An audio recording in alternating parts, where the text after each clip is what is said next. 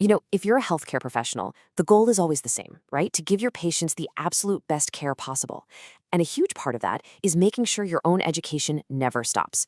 The real question, though, is how do you choose the right partner for that journey? Okay, let's get into it. When you start looking for courses online, it's like trying to find your way through a maze. There are hundreds, maybe thousands of options, and they all make these huge promises.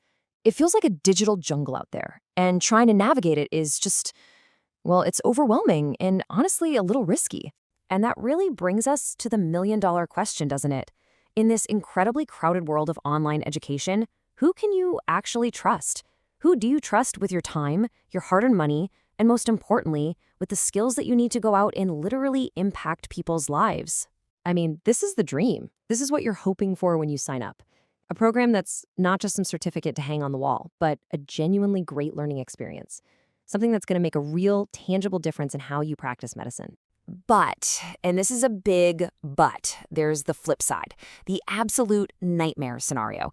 You end up with a curriculum that's completely irrelevant, promises that are broken, and you're just left with this sinking feeling that you've been let down.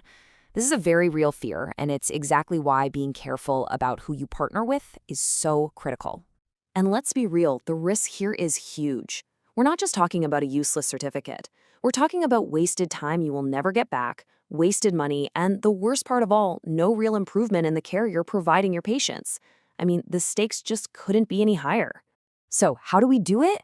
How do we cut through all that noise and avoid these massive risks?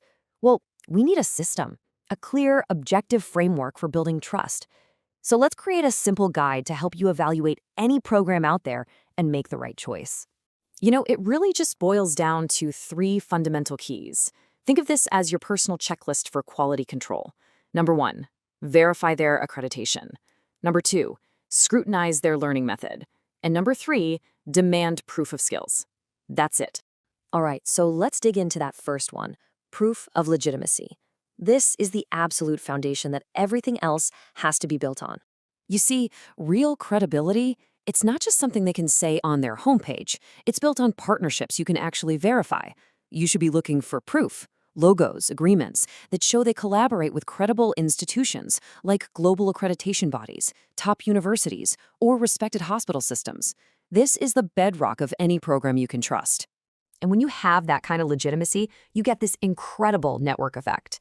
We're talking about more than 500,000 learners from 192 different countries. That's not just a number. That's a global community of professionals all learning inside one trusted ecosystem. That speaks volumes. Okay, so you've got legitimacy checked off the list. What's next? Well, now we have to look closely at the method.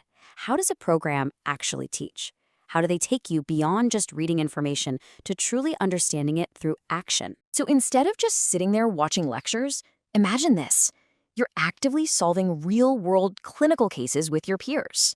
That's the whole idea behind something called case-based collaborative learning, or CBCL. It's designed from the ground up to promote critical thinking and practical application, not just rote memorization. And this is what that actually looks like. See, you're not just passively watching a video, you are in the case study. You're presented with a patient. You're forced to make decisions, analyze data, and really work through the problem. This is how learning actually bridges that huge gap between theory and real-life clinical experience. So you found a legitimate provider. They have an active learning model. But how do you, and maybe your future employers, know you've actually mastered the skills? This brings us to our third and, honestly, maybe the most crucial key, proving your competence. This is exactly where the OSCE comes in, the Objective Structured Clinical Examination. It is not your typical multiple-choice test. It's a standardized assessment where you rotate through different simulated clinical stations, demonstrating your skills in real time. It's truly become the gold standard for evaluating practical skills in modern medicine. And the difference between this and older methods is, well, it's night and day. Where traditional exams can be really subjective, the OSCE model is objective and standardized for everyone. It's reliable, it follows a very clear blueprint, and, this is so important, it gives you specific feedback so you know exactly where you stand and how you can get better. So when you put all of those pieces together, what you get is a clear and completely transparent pathway. You enroll, you learn through these active, case-based modules, and then you prove your skills in a standardized final assessment. It's a full, structured journey from just gaining knowledge to demonstrating proven competence. Okay, so we've talked about this three-part framework: accreditation, method, and proof. But why does all of this really matter? Because every single piece of it connects back to the one thing that truly counts: making a real, measurable impact on patient care. Let me tell you a story. It's about a doctor named Dhruv Sharma. He had a setback on a traditional exam, but that didn't define his career. He found an alternative path, did a Medvarsity fellowship, and developed the skills he needed to become a highly capable critical care specialist. That right there is the real-world impact we're talking about. And look, this isn't just a one-off story. When learners were asked directly, "Did your course help you improve patient outcomes?" a staggering 85% said yes. 85%. That is the ultimate proof that a framework like this really works. So, as you think about the next step in your own professional journey, I want to leave you with this simple but really powerful question. Your training is an investment.